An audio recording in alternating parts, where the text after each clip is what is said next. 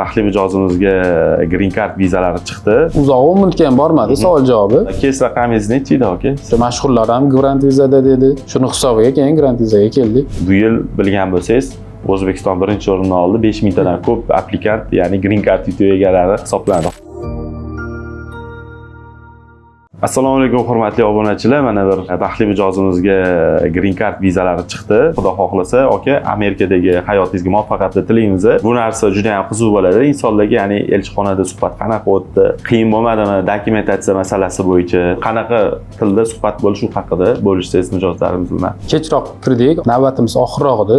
56 bizdan keyin ikkita odam bor edi. Shuni hisobiga ancha tejib qolgan hisobiga uzoq muddatga ham bormadi, savol javobi. Asosan ichki ishlar xodimi bilan muammo bo'lmaganmi dedi shu.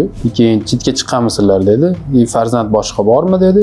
Ayolimdan o'qishingiz haqida ma'lumot bering dedi. Ayolimga chiqqan edi yutuq shu. Vizangiz tasdiqlandi dedi. Uzoq muddatga ham bormadi. Xo'p aka, qarang, bizani qaysi tarmoqlardan kuzatib keldingizmi? Kimdir tanishingiz tavsiya qildimi bizani xizmatimizni? Ko'pincha Telegramda ko'raman. O'sha ketganlar aytdi. Ko'pchilik shu Grand Vizada dedi. O'sha mashhurlar ham Grand Vizada dedi. Shuni hisobiga keyin Grand Vizaga keldik. Kes raqamingiz necha edi aka sizda? Kes raqam 7990. 7990 demak mayda kirdik, juda ham yaxshi yengil. Endi bu yil bilgan bo'lsangiz, O'zbekiston birinchi o'rinni oldi. 5000 tadan ko'p applikant, ya'ni green card yutuq egalari hisoblanadi. Green card yutuq egalariga nima tavsiya bergan bo'lardingiz? Qaysi xatoliklarni qilmaslikni? Dokumenti bilan yaxshi tanishib chiqish kerak. Masalan, DC260 ni bergan payti ularga yana qaytadan beradi egasiga. Qaytadan tekshirib chiqinglar deydi. O'sha payti qaytadan yaxshilab tekshirib chiqish kerak. Tavsiyam aslida til o'rganish kerak. Til o'rgansa o'sha yerda yaxshi bo'ladi.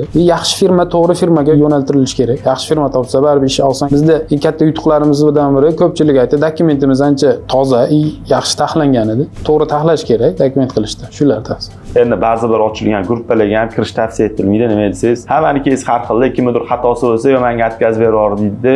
Viza oladigan odam ham shubhaga to'g'rilib qoladi. Voy, menda ham shunaqa bo'lsa-chi degan shubha bilan kirsa, albatta u atkaza olishi mumkin, chunki konsulda bilasiz, ular psixolog kirgan bo'lsangiz ham bitta qarab, o'sha sizni qanaqa insonligingizni bilib oladi. Bu tarafi ham bor. Iloji boricha o'sha yutuq egalariga tavsiya qilgan bo'lardim. Ko'ngilli, xotirjam qilib kirib, Amerikaga borib, o'sha hayotimni yangitdan quraman degan narsani o'ylash kerak. Misol uchun endi baribir hozir boradigan bo'lsangiz ham yaxshi tarafi nima? Yaxshi daromadli ish, undan tashqari farzandlaringizni xudo xohlasa o'sha Amerikani top darajadagi universitetlarda yoki kollejlarda, maktablarda o'qish imkoniyatini beradi.